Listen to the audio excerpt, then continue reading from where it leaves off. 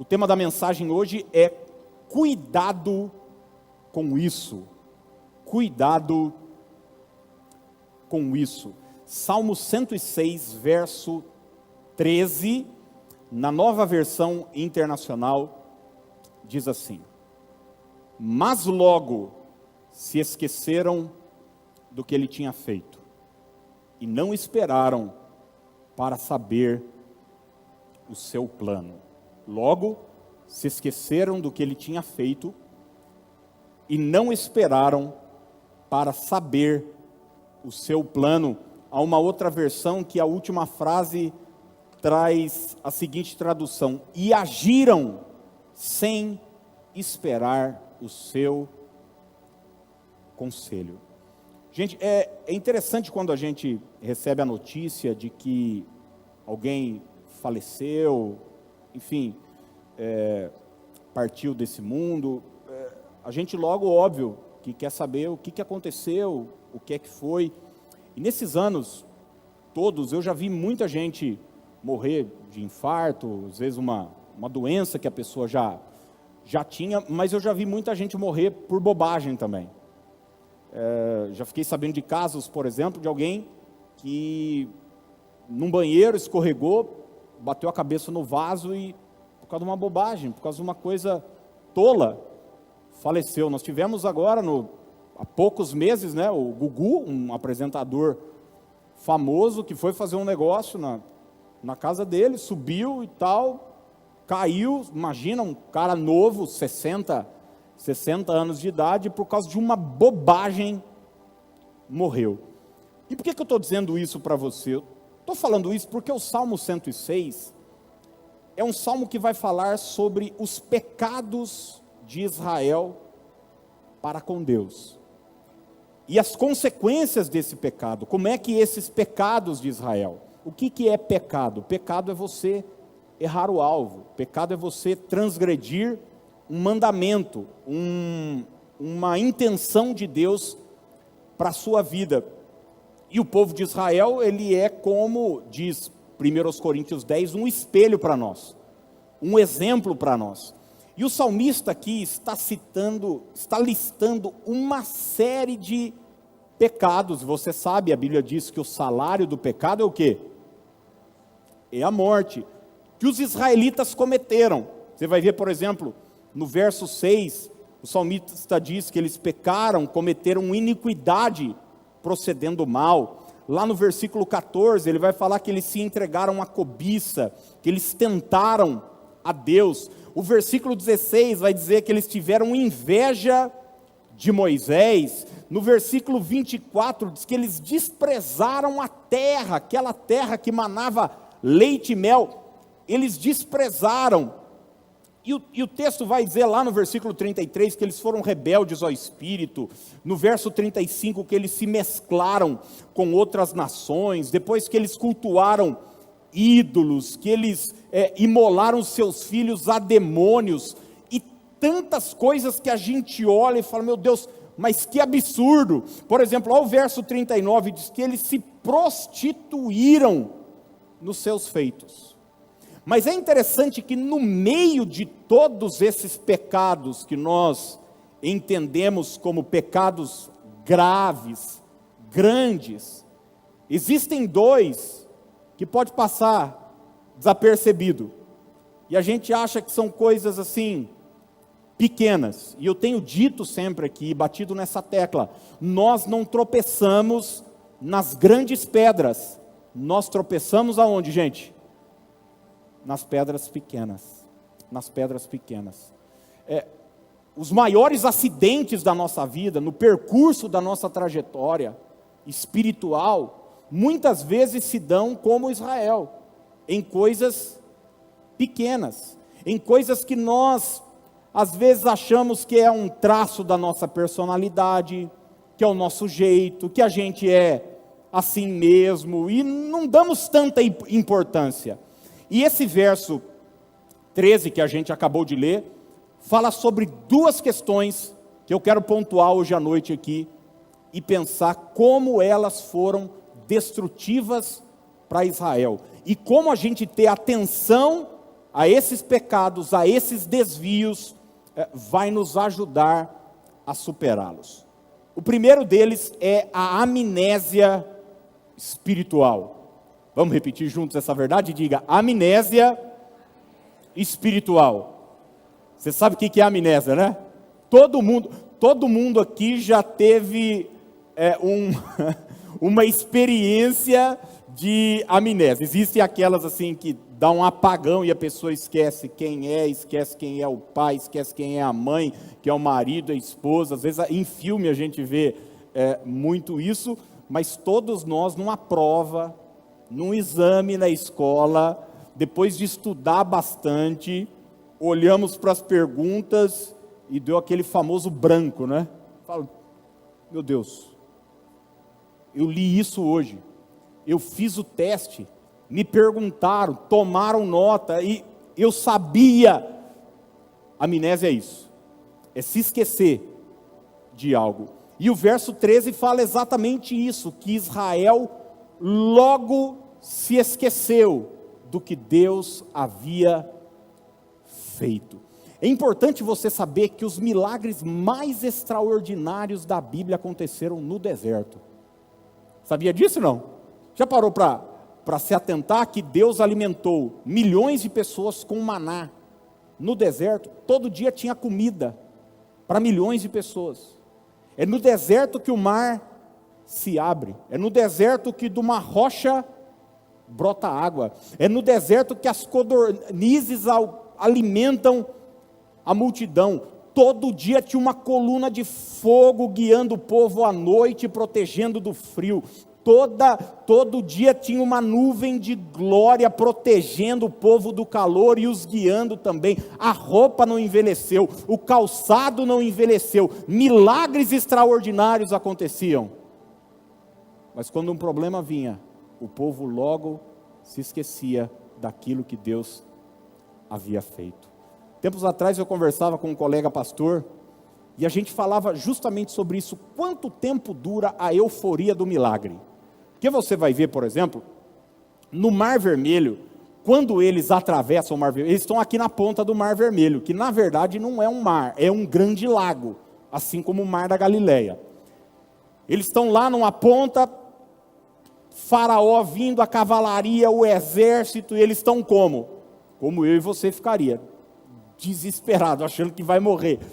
Daqui a pouco um milagre acontece, as águas se dividem, o povo passa, na hora que Faraó vem, todo o exército atrás, e fecha, um milagre acontece. Você lembra como é que o povo fica do outro lado, não? Diz que Miriam pega um tamborim, e o povo começa a fazer o que será que era? Pagode, samba, bom, tamborim, essas coisas. Eu sei lá que música que eles cantavam, eu sei que o povo pulava, Miriam, irmã de Moisés, dançava, todo mundo se alegrava, o inimigo foi morto, Deus nos deu vitória, nós somos libertos e tal, está todo mundo feliz. 3 dias depois eles chegam num lugar, não tem água, começam a reclamar. Então, quanto tempo dura a euforia desse milagre? Até o próximo problema. E logo a gente se esquece daquilo que Deus realizou. E existe um perigo aqui, porque se esquecer do que Deus produziu, daquilo que Deus fez na nossa vida, pode gerar 2 coisas: incredulidade para o próximo problema que a gente vai ter, a próxima dificuldade que a gente vai ter. Se enfrenta uma dificuldade, aí você fala, ai meu Deus, e agora? Como? Se você se lembra daquilo que Deus fez, se você tem atenção para aquilo que Lamentações 3 diz, eu quero trazer à memória o que pode me dar o quê? Esperança. Eu quero manter na minha mente o que me ajuda a olhar para frente. É isso que Lamentações 3 está dizendo. Quando você mantém isso, seu espírito, seu coração se enche de fé. Se Deus fez ontem, Ele vai fazer hoje, porque Ele é o mesmo ontem, hoje e será eternamente. Mas se esquecer do que Deus fez, produz incredulidade. E produz uma outra coisa também, produz ingratidão. Tem muita gente reclamando, murmurando, praguejando, E se for honesto e honesta e parar para pensar e fazer um retrospecto da sua vida, você vai descobrir que Deus já realizou grandes milagres na sua história. E ao invés de ter uma boca que murmura, você teria um coração agradecido.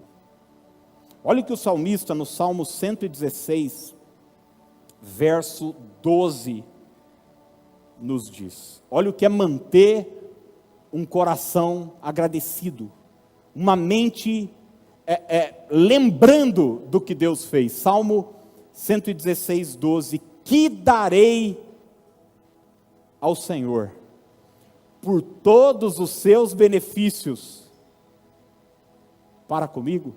Que darei ao Senhor? É a fala de uma pessoa que sabe que Deus realizou grandes coisas e não deixa que essas coisas se apaguem da sua mente. Eu não sei se você tem, se não tem, deveria ter, eu sei, mas a gente normalmente tem um caderninho de oração, ou um bloco de oração, ou pedidos que a gente traz no nosso coração, mas eu creio que a gente também deveria ter um caderno de gratidão, pelas bênçãos que nós já recebemos, pelas vitórias, pelos testemunhos que a gente já alcançou. Samuel, em dado momento da sua vida, 1 Samuel capítulo 7, verso 12, o texto diz assim: tomou então Samuel uma pedra, e a pôs entre Mispa e Sem, e lhe chamou Ebenezer, e disse: até aqui nos ajudou o Senhor. Olha que coisa extraordinária. Quando os israelitas colocam uma pedra, um altar, um memorial, olhe para essa expressão, memorial, era para que as futuras gerações que passassem por ali soubessem: aqui foi um lugar de milagres. O nosso Deus realizou milagres. Você sabe que muitas vezes, atendendo, conversando com pessoas que vêm com um problema, uma dificuldade, contar: poxa, pastor, eu estou vivendo uma situação X na minha vida. E óbvio, muitas vezes como pastor eu já conheço um pouco da história da pessoa. E eu já vi pessoas assim, enfrentando problemas que eram pequenos, mas eram problemas muito menores do que problemas que elas já superaram no passado. Já vi, por exemplo, gente enfrentando uma crise no emprego, por exemplo, e era uma pessoa que já tinha vencido um câncer. E era uma pessoa que já tinha vencido a perda de um familiar importante, um filho. Só que agora ela estava consumida por aquele problema momentâneo. E tudo que eu fiz como um conselheiro naquele momento, é fazer uma oração extraordinária, não é trazer um bom sermão, mas é só dizer para ela o seguinte: lembra do que Deus já fez. E quando a pessoa vira essa chave na mente dela, no coração dela, ela fala: pera um pouco, eu já venci problemas maiores do que esse que eu estou enfrentando. Se você olhar para o texto de Êxodo 17, aquele texto de Horebe, lembra que falta água e o povo de Israel fica todo reclamando, murmurando. Moisés chega para Deus e diz o seguinte: só me resta apedrejar-me, esse povo está a ponto de jogar pedra em mim. Sabe o que Deus disse para Moisés? Pega o bordão com que você feriu o rio e vai até Horebe e fere a rocha. Eu acho linda essa expressão: pega o bordão, pega o cajado, aquele Moisés que você feriu o rio. É o mesmo bordão que Moisés estendeu sobre o Nilo e as águas do Nilo se transformaram em sangue. O que é que Deus está querendo que Moisés faça? Que Moisés se lembre de que ele já operou milagres no passado e vai operar agora. É o que Deus vai fazer na sua vida, na sua casa, na sua família. Eu creio nisso. Você vai olhar a história bíblica e você vai ver o calendário judaico, o calendário dos hebreus, é estabelecido com as festas, que nada mais são do que memoriais, lembranças de fatos, de acontecimentos, de coisas maravilhosas que Deus realizou. Quer um exemplo?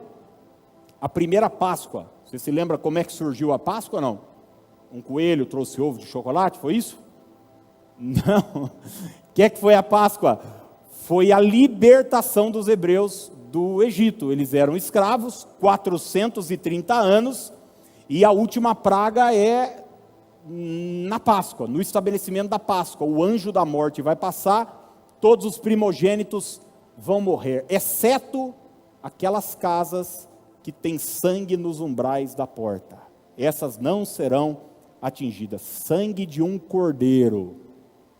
Isso é só um apontamento para aquilo que aconteceria anos e anos depois, quando o Cordeiro de Deus que tira o pecado do mundo seria imolado no Calvário.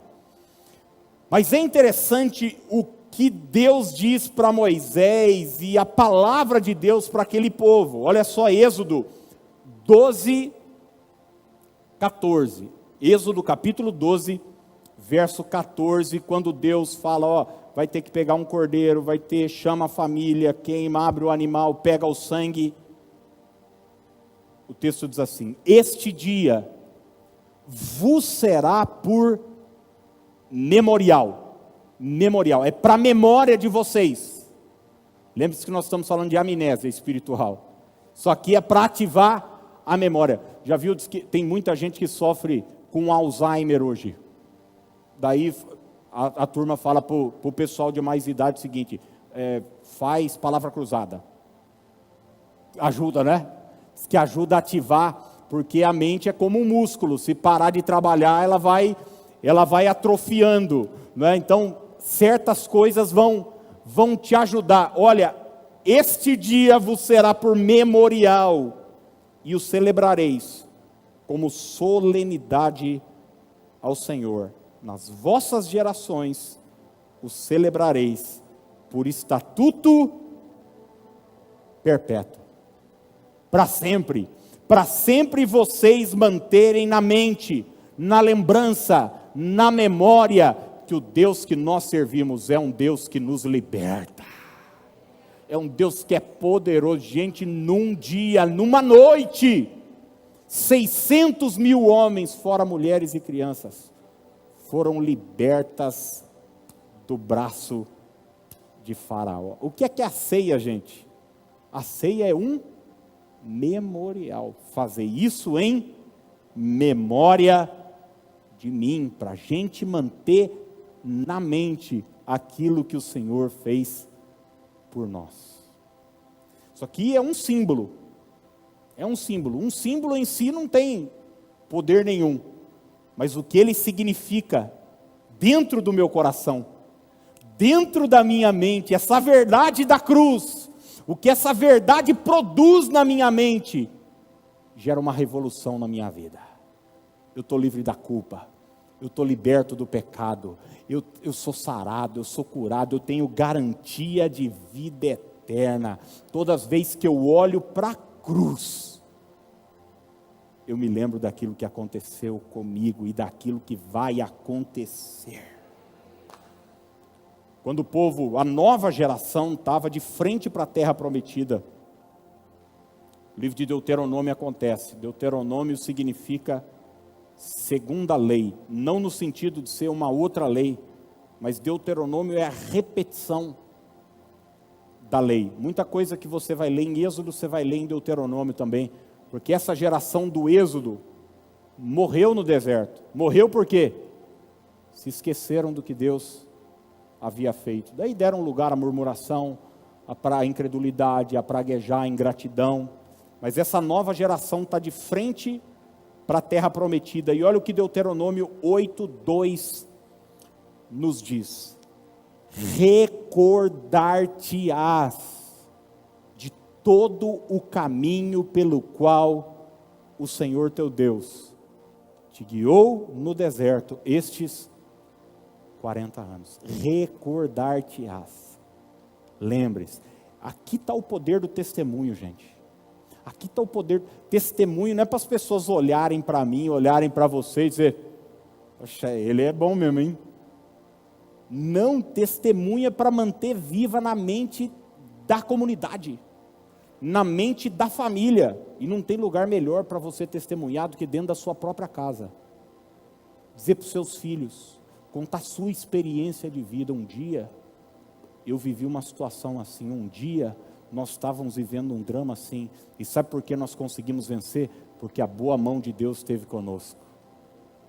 Manter viva na mente, na história da família.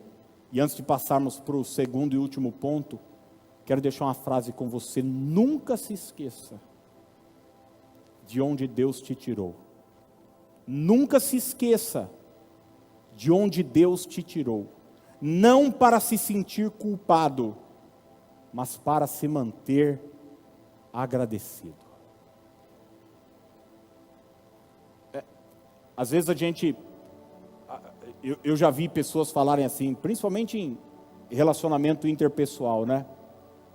Você lembra de onde você estava, mas é para manter o cara debaixo do medo, da culpa e tal. Não. No nosso relacionamento com Deus, a gente deve se lembrar de onde Ele nos tirou, não para a gente ficar com medo, culpado, não, mas para a gente manter o nosso coração agradecido, cheio de fé, cheio de esperança, desse Deus que ainda hoje realiza milagres. Uma das experiências espirituais mais extraordinárias que eu tive na minha vida, e eu não tinha me programado para isso. Eu recebi uma palavra que isso aconteceria, e aconteceu um mês depois, sem eu me programar, sem eu ter recurso no momento para isso, foi ir para Israel. E atravessar o mar da Galileia num barco, andar por Cafarnaum, visitar o túmulo vazio, é uma experiência extraordinária. Você saber que Deus realizou milagres no passado, mas mais do que uma visita de um turista, né, que você tira uma foto e acha legal, é saber que esse mesmo Deus faz milagres ainda hoje. Vamos manter isso vivo na nossa mente, na nossa memória. Não deixa a amnésia espiritual, esse esquecimento tomar conta de você. Vou deixar uma lição de casa para você. Eu sei que vocês não fazem as lições que eu peço para ler, meia dúzia ler, mas isso é para os alunos aplicados. Eu quero que hoje, antes de você dormir, escreva 3 coisas, 4, 5, que Deus já realizou na sua vida, e seja agradecido por isso. Eu sei que você tem uma lista. Quem está precisando de alguma coisa aqui, gente? Se alguém me perguntar isso, eu vou dizer o seguinte: está com tempo, não? Sonhos que a gente tem, coisas que a gente quer alcançar, mas se a gente for sincero e honesto, a gente tem que botar uma lista do lado de coisas que Deus já fez, coisas que Deus já realizou, e eu creio que muito mais Ele vai fazer também. Mantenha isso na sua mente. A segunda coisa, impaciência espiritual. Vamos repetir? Diga: impaciência espiritual. Então, são 2 cuidados que a gente precisa ter. Olha que nós estamos no meio de um capítulo que fala de inveja, de prostituição, de rebelião, de idolatria, de culto a ídolos, de sacrificar os filhos. Mas no meio de tudo isso tem essas 2 coisas aqui que podem parecer banais, mas são extremamente destrutivas na nossa vida: amnésia espiritual e também impaciência. Eu não vou perguntar aqui, mas tem alguém, só responda aí para você. Tem alguém aqui impaciente, não? Tem alguém aqui que não sabe esperar? Tem alguém aqui que vive em crise porque acha que Deus está demorando? O texto diz: não esperaram para saber o seu plano. Não esperaram. Agiram sem esperar o seu conselho. É interessante que Jesus vai falar para os seus apóstolos, para os seus seguidores, que eles deveriam permanecer em Jerusalém, porque do alto eles iam ser revestidos de poder. Você lembra disso, não? E olha que interessante o que 1 Coríntios 15 vai dizer, porque, deixa eu só abrir um parênteses aqui para você entender. Jesus andou por toda parte, uma multidão, alimentou pão, peixe, curou pessoas, mas nem todo mundo teve com ele até o final. Mas Paulo vai dizer, lá em 1 Coríntios, que depois da ressurreição, Jesus fica ainda 40 dias com o povo, com os discípulos, fazendo algumas aparições. Ele aparece para Maria Madalena, depois ele aparece numa casa para os discípulos, lembra que Tomé não está, depois ele volta quando Tomé está, depois ele aparece no mar da Galileia, quando os discípulos fazem aquela pesca maravilhosa, ele conversa com Pedro, ele diz: Simão, você me ama. Tudo isso no final dos evangelhos, depois da ressurreição.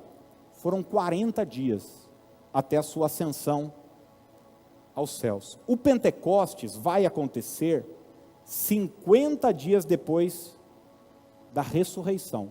Então 10 dias depois de Jesus ser assunto aos céus. E onde eu quero chegar com isso? 1 Coríntios 15, 5 e 6 diz o seguinte: e apareceu a Cefas, que é Pedro, tá? E depois aos 12. Depois foi visto por mais de 500 irmãos, de uma só vez, dos quais a maioria sobrevive até agora. Não é até agora, 2020 não, viu? É até agora, quando Paulo está escrevendo. Vive até agora. Porém, alguns já dormem. Então, o que Paulo está dizendo é o seguinte, que teve um momento, naqueles 40 dias, que Jesus apareceu para um grupo de 500 irmãos, de uma só vez, provavelmente em Betânia, quando ele é assunto aos céus. Agora, 10 dias depois, olha o que acontece, Atos 1:15, naqueles dias, levantou-se Pedro, no meio dos irmãos, aqui é Pentecostes, ora, compunha-se a assembleia de umas 120 pessoas. 120 pessoas. O que é que eu estou querendo dizer para você? Que tem umas 380 que a gente não sabe onde é que foi parar.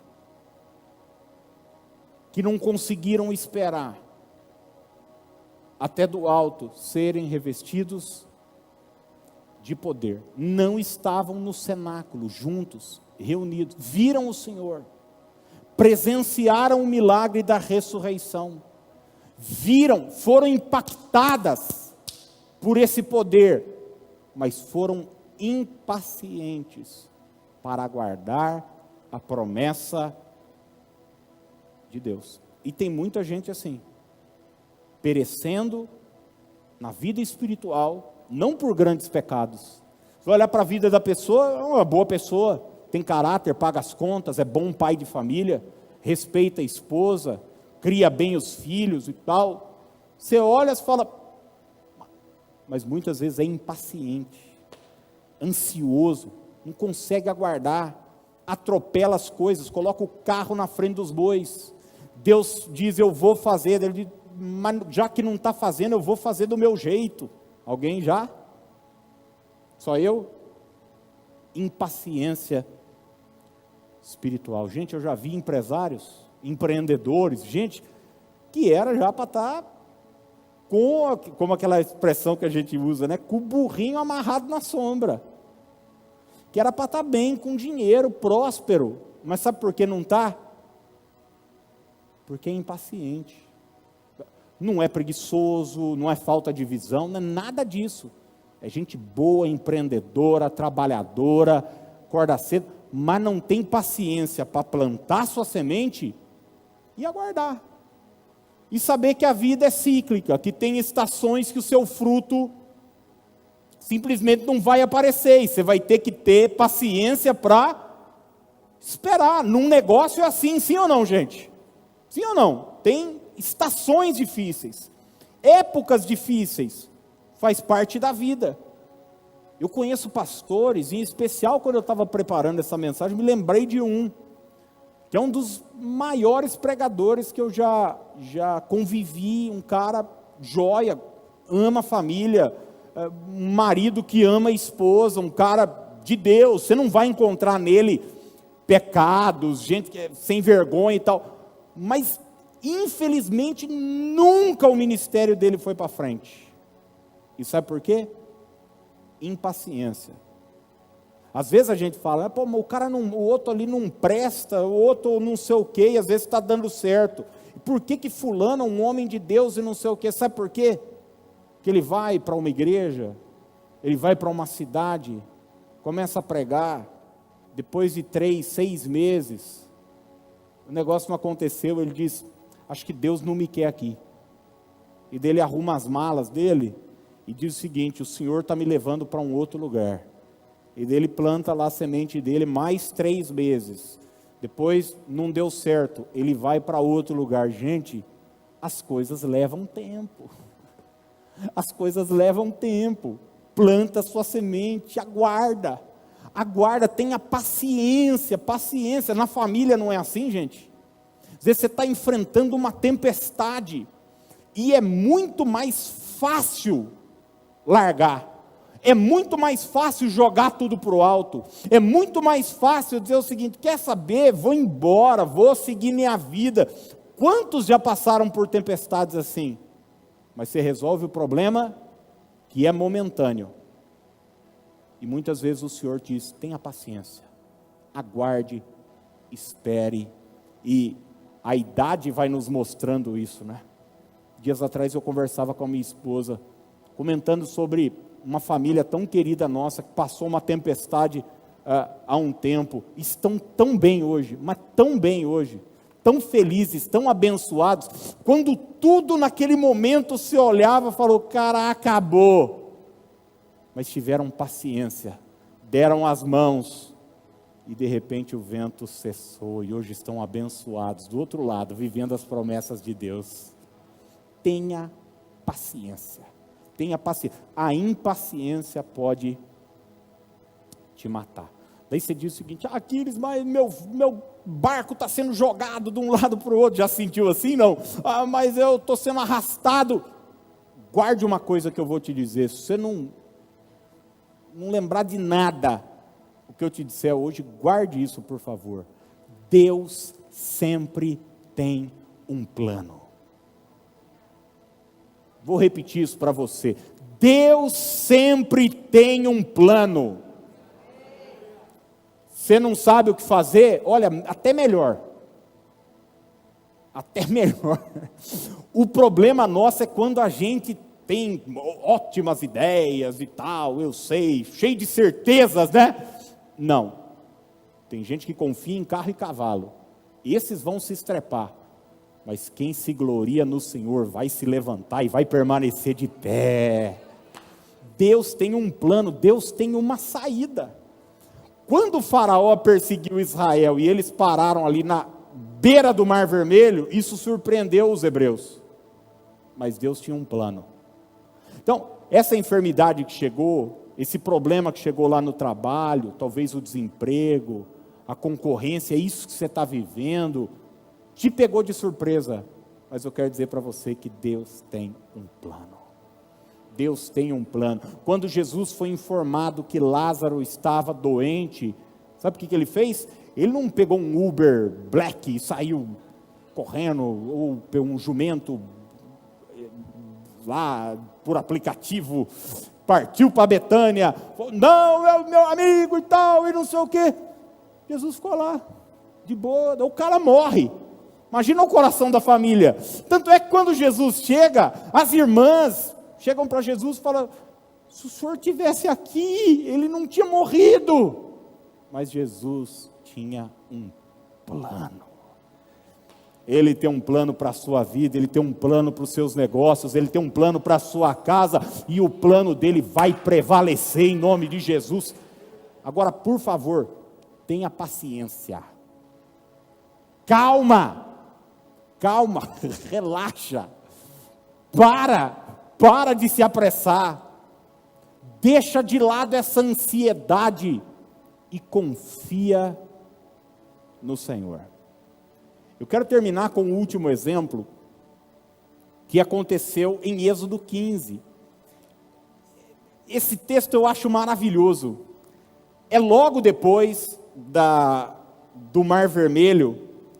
Eles chegam a um lugar, estão com sede. Gente, no deserto, eu comentei aqui que eu estive em Israel, o guia falava assim para a gente: bebam água, nem que vocês não tiverem sede.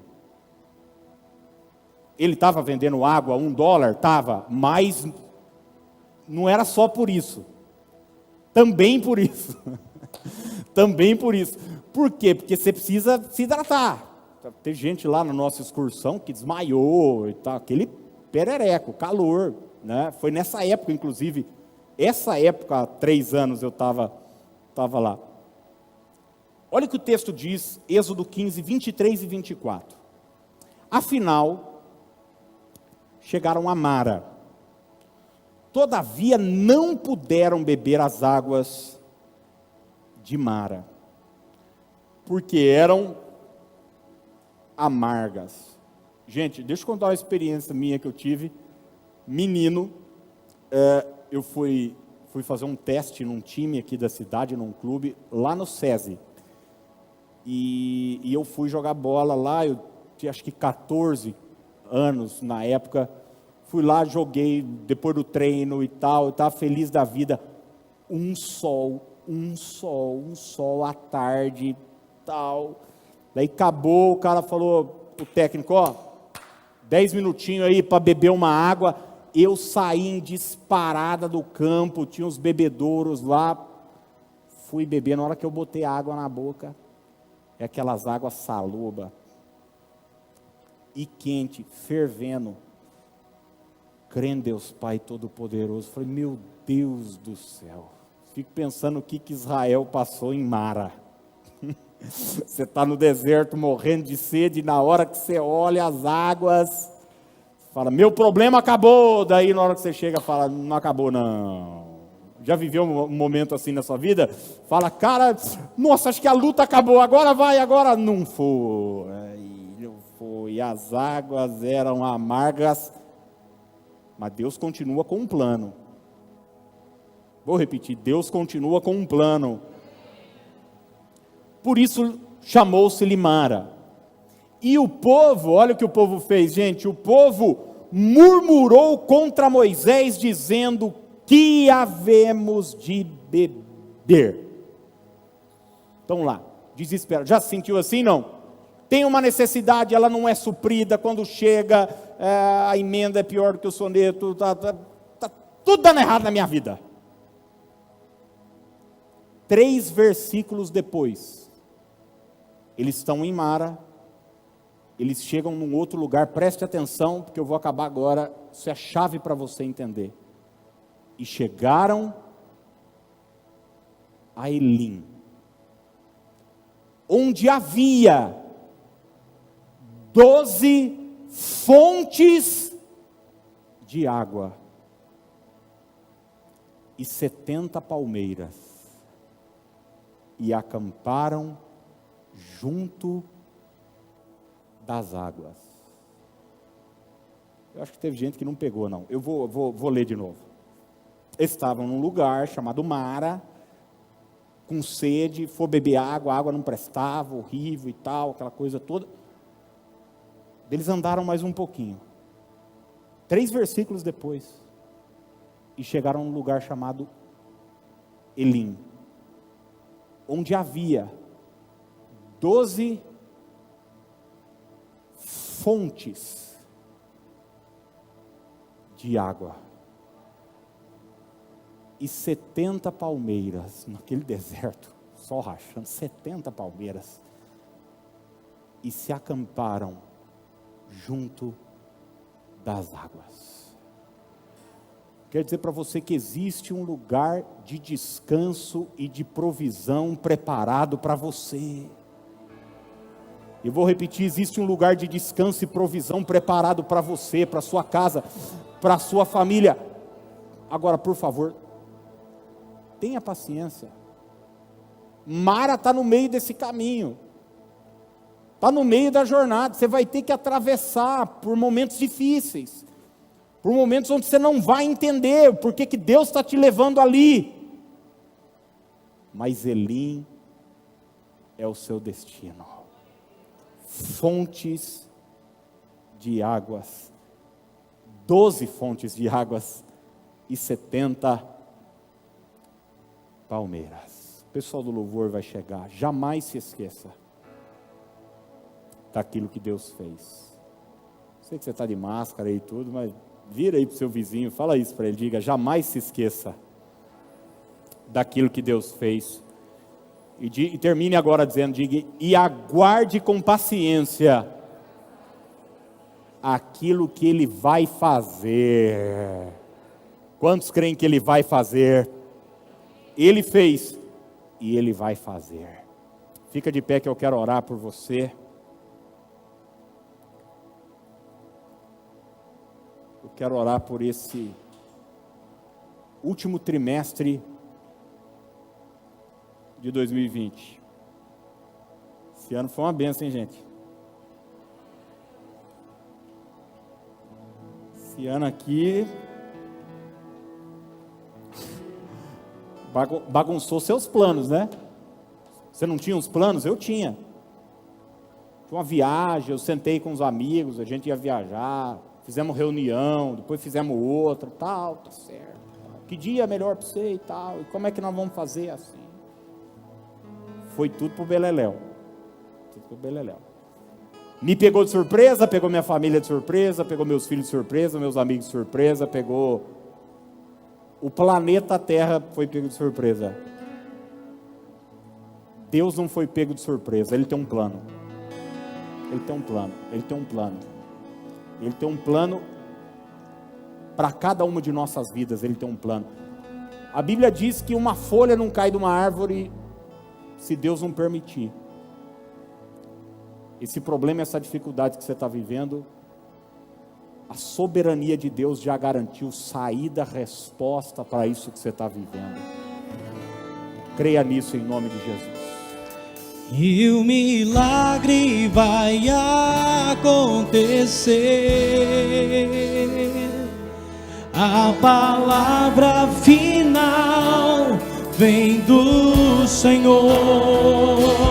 Ele está trabalhando em meu favor. Não importa se dizem que não, nele está o sim e o amém. A resposta, minha resposta está perto de chegar. Eu vou resistir, vou confiar. Um caminho novo fará. Pelo mar, uma porta Ele abrirá, onde não há mais saída.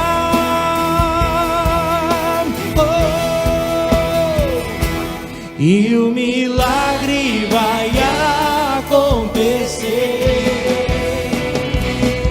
A palavra final vem do Senhor. Ele está trabalhando em meu favor.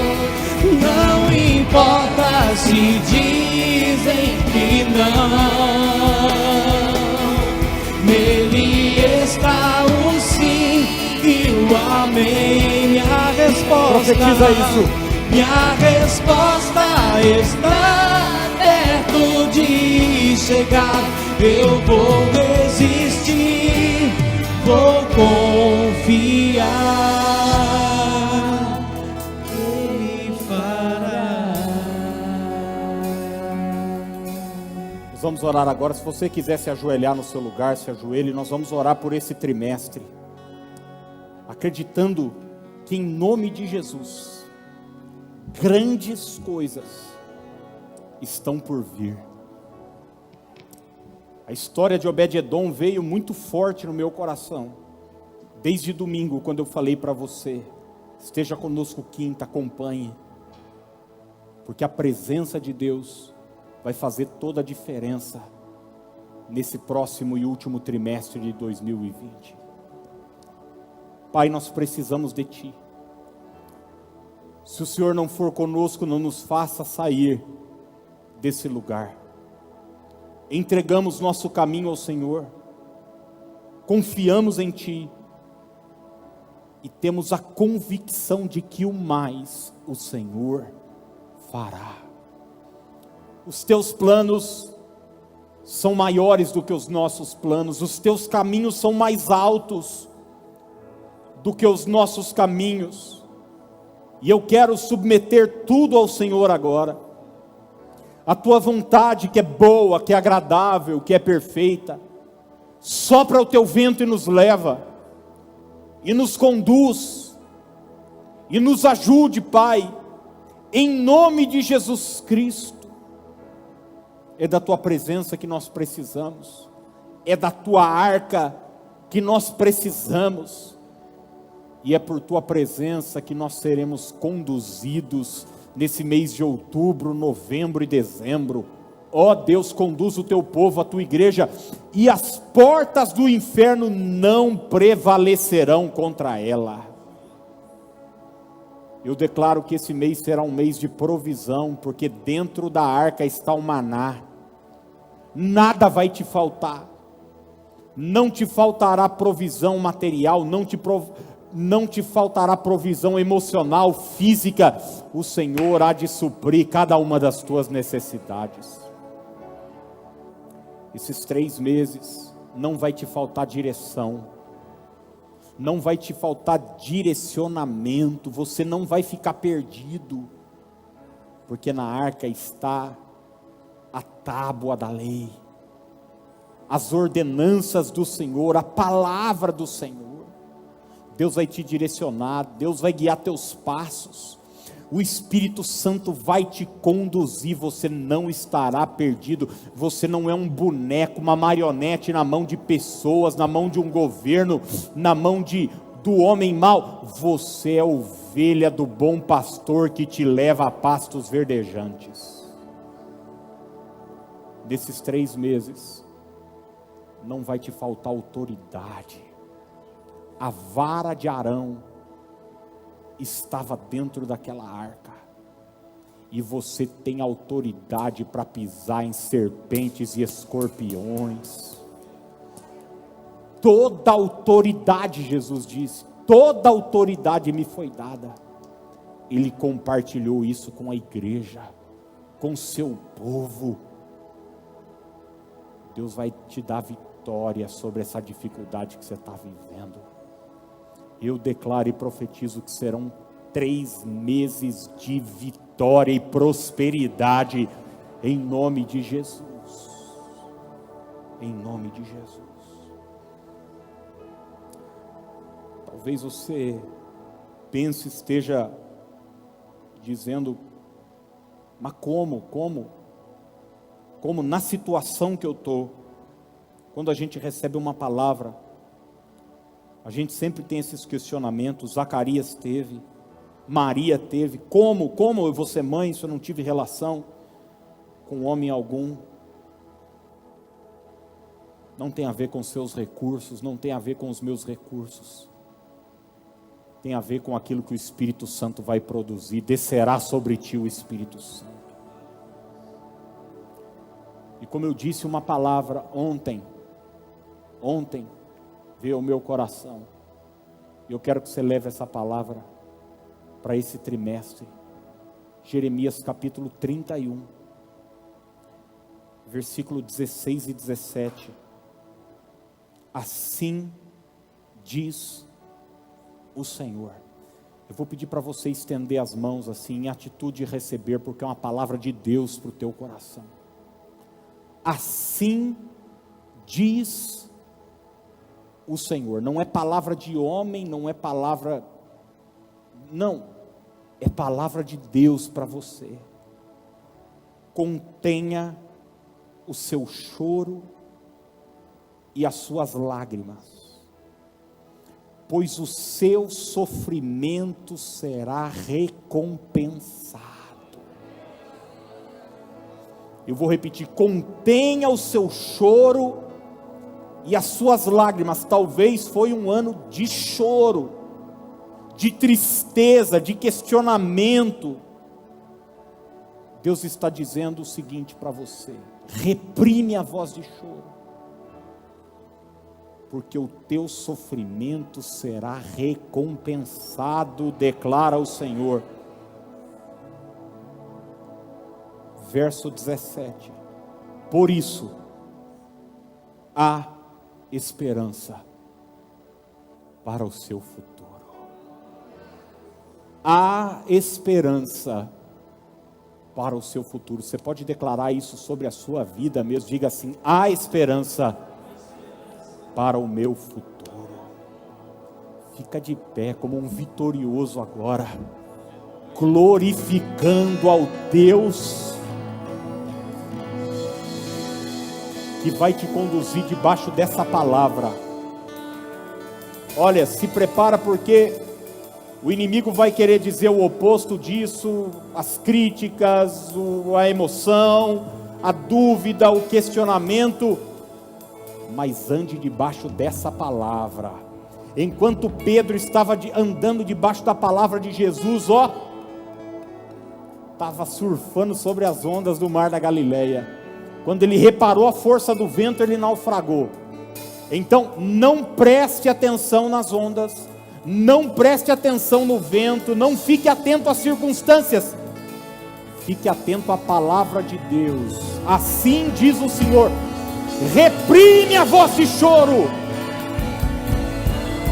porque o teu sofrimento será recompensado. Existe esperança para o teu futuro.